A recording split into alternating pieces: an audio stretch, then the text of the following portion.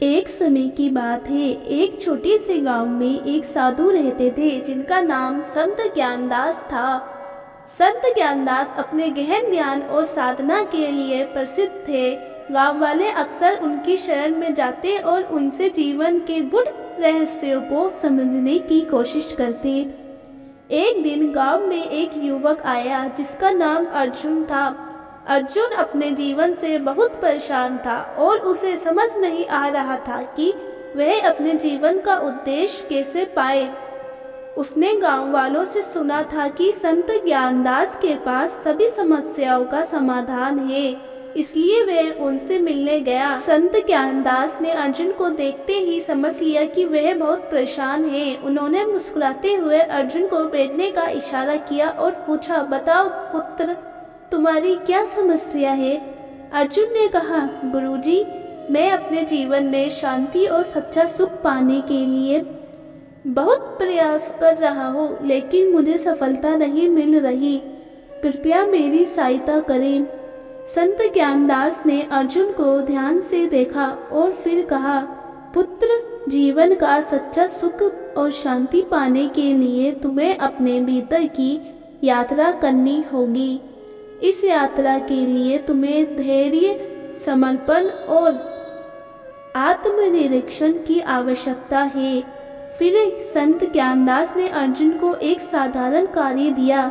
उन्होंने कहा, तुम इस गांव के तालाब के पास जाओ और वहां एक शांत कोने में बैठकर ध्यान करो। ध्यान करते समय अपने मन को शांत करो और अपने अंदर की आवाज सुनने की कोशिश करो।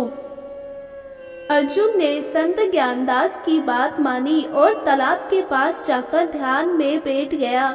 शुरुआत में उसका मन बहुत विचलित था, लेकिन धीरे धीरे उसने अपने विचारों को नियंत्रित करना सीखा। उसने अब अपनी भीतर की आवाज को सुना और महसूस किया कि वह अपने जीवन में बहुत अधिक बाहरी चीजों पर निर्भर था। कई दिनों तक अर्जुन ने इस प्रकार ध्यान किया और अनंत उसे अपनी आत्मा की शांति का अनुभव हुआ। उसे एहसास हुआ कि सच्चा सुख बाहरी चीजों में नहीं बल्कि हमारे भीतर ही है। उसने यह भी समझा कि जीवन का उद्देश्य अपने भीतर की यात्रा करना और आत्मज्ञान प्राप्त करना है। अर्जुन वापस संत ज्ञानदास के पास गया और उनसे कहा, गुरुजी, मैंने अपनी आत्मा की शांति पा ली है। मुझे अब समझ आ गया है कि जीवन का सच्चा सुख बाहरी चीजों में नहीं बल्कि हमारे भीतर ही है। आपके मार्गदर्शन के लिए धन्यवाद। संत ज्ञानदास मुस्कुराए और कहा, पुत्र, तुमने सच्चा ज्ञान प्राप्त कर लिया। अब इसे अपने जीवन में धारण करो और दूसरों के साथ भी साझा करो।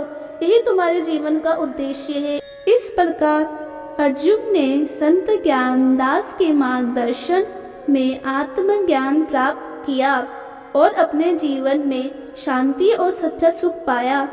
उसने गांव वालों और अन्य लोगों को भी इस ज्ञान को बांटा और उन्हें भी आत्मज्ञान की ओर प्रेरित किया। यही सच्ची आध्यात्मिकता की यात्रा है जो हमें अपने भीतर की ओर ले जाती है और हमें सच्चे सुख और शांति का अनुभव कराती है।